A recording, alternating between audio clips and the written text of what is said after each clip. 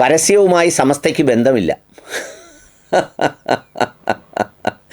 ഈ ബന്ധമില്ല എന്ന് പറയാൻ തുടങ്ങിയിട്ട് കാലം കുറേയായി. സത്യത്തിൽ സമസ്തയ്ക്ക് സമസ്തയുമായി ബന്ധമുണ്ടോ? ഇനി അതുകൂടി പറയേണ്ടത് ആവശ്യമാണ്. സമസ്തയ്ക്ക് എന്തൊക്കെയായിട്ടാണ് ബന്ധമില്ലാത്തത് എന്നുള്ളത് ഒരു പട്ടികയായി നമ്മൾ ഈ ഭരണഘടനയിലൊക്കെ ഇറക്കുന്നത് പോലെ ഇറക്കേണ്ടത് വളരെ ഉചിതമായൊരാവശ്യമാണ്. കാരണം ബന്ധമുള്ളത് വളരെ കുറച്ച് കാര്യങ്ങളുമായി മാത്രമാണ്. ബന്ധമില്ലാത്തത് ഒത്തിരി കാലമായി കേൾക്കുന്നതാണ്. എന്ന് പറഞ്ഞാൽ പിന്നെ മുക്കം ഉമർ ഫൈസിയുമായി ബന്ധമില്ല, ഇടയ്ക്കൊക്കെ വേറെ ചില ഉസ്താദന്മാരുമായി ബന്ധമില്ല, പിന്നെ മറ്റ് ചില സന്ദർഭങ്ങളിൽ മറ്റ് ചിലതുമായി ബന്ധമില്ല, ഇന്നലെ വന്ന പത്രപരസ്യവുമായി സമസ്തയ്ക്ക് ബന്ധമില്ല, പിന്നെ സമസ്തയ്ക്ക് സമസ്തയുമായി ബന്ധമില്ല, സമസ്തയ്ക്ക് ലീഗുമായി ബന്ധമില്ല, ലീഗും സമസ്തയുമായി ബന്ധമില്ല, എന്നാൽ ഇവരെല്ലാം തമ്മിൽ ബന്ധമുണ്ട് എന്നൊക്കെ പറയുന്ന അഭ്യാസം കാണിക്കാൻ തുടങ്ങിയിട്ട് കാലം എത്രയായി? നിങ്ങൾ ഇത്തരം കാര്യങ്ങളൊക്കെ ചെയ്തിട്ട് പിന്നെ ഇത് ബന്ധമില്ല എന്നും പറഞ്ഞ് ചില സംഗതികൾ ഇങ്ങനെ പുറത്തു വിട്ടാൽ ഈ അരിയാഹാരം കഴിക്കുന്നവർ ആയ മലയാളികൾ വിശ്വസിക്കുമെന്നാണോ പ്രിയപ്പെട്ട ഇതൊക്കെ എഴുതി പുറത്തേക്ക് വിടുന്ന വിഡ്ഢികളായിട്ടുള്ളവർ വിശ്വസിക്കുന്നതെന്ന് എനിക്ക് അത്ഭുതം തോന്നാറുണ്ട്. നമ്മൾ ചില കുടുംബ വിഷയങ്ങൾ കൈകാര്യം ചെയ്യുമ്പോൾ ചിലതിങ്ങനെ തർക്കമാണ്, വഴക്കാണ്, അങ്ങനെയാണ് ഇങ്ങനെയാണെന്നൊക്കെ പറഞ്ഞ് ഭയങ്കര ഭാര്യയും ഭർത്താവും കൂടെ അടിയിടുന്നതാണ്. ഞങ്ങൾ തമ്മിൽ മിണ്ടിയിട്ട് ഇത്ര നാളായി, ഞങ്ങൾ തമ്മിൽ പിണങ്ങിയിട്ട് ഇത്ര നാളായി, ഞങ്ങൾ തമ്മിൽ കല്യാണം കഴിച്ചന്ന് തുടങ്ങിയതാണെന്നൊക്കെ. അപ്പോൾ ഇടയ്ക്ക് ഈ കൗൺസിലിങ്ങിൻ്റെ പുറത്ത് പിള്ളേരുടെ ബഹളമൊക്കെ കേൾക്കുന്നതാണ്. അപ്പോൾ അത് ആരാന്ന് ചോദിക്കുമ്പം അത് പുറത്തേക്ക് നോക്കുമ്പോൾ അത് ഞങ്ങളുടെ മക്കളാണ്, എത്ര പേര്? 4 പേര് അല്ലെങ്കിൽ 5 പേര്. അപ്പോൾ നിങ്ങൾ പിണക്കമാണെന്ന് പറഞ്ഞതോ? അങ്ങനെയല്ല, പിണക്കമാണെന്ന് ഞങ്ങൾ ഇടയ്ക്കിടയ്ക്ക് ഇങ്ങനെ, പിണക്കം എന്ന് പറയുന്നത് ഞങ്ങൾക്ക് സ്ഥിരമായിട്ടുള്ളതാണ്, ഇണക്കം എന്ന് പറയുന്നത് ഇടയ്ക്കിടയ്ക്ക് വരുന്നതാണ്, ഇണക്കം വരുമ്പോൾ സംഭവിക്കുന്നതാണ് ഇത് എന്ന് പറയാറുണ്ട്. എന്ന് പറയുന്നത് പോലെ സമസ്തയ്ക്ക് ചിലരുമായി ഇണക്കം വരുമ്പോൾ ഇടയ്ക്കിടയ്ക്ക് ഇതുപോലെ ചില ഗർഭം ഉണ്ടാവും, ചില വ്യാജ ഗർഭം.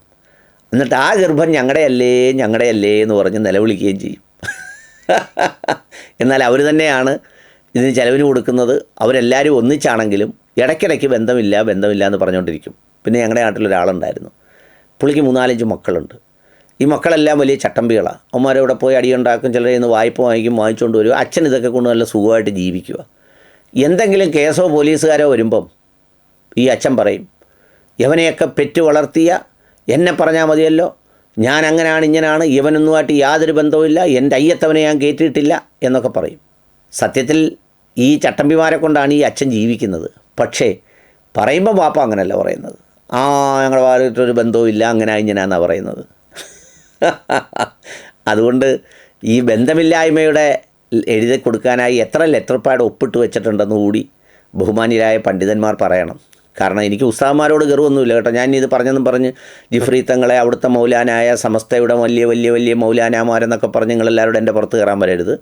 എംപിമാരൊക്കെ MLA ഈ സ്ഥലത്ത് പോകുമ്പോൾ ഓഫീസിൽ ലെറ്റർ പാഡ് ഒപ്പിട്ട് കൊടുത്തിട്ട് പോകും. അവർ കൊടുത്തിട്ട് പോകുന്ന പ്രധാനമായും ഈ റെയിൽവേയിലെ ബുക്കിങ്ങിന്, പിന്നെ ആർക്കെങ്കിലും എന്തെങ്കിലും അപകടമില്ലാത്ത ശുപാർശ കത്ത് കൊടുക്കാനൊക്കെയാണ് ഈ ഒപ്പിട്ട് കൊടുത്തിട്ട് പോകുന്നത്.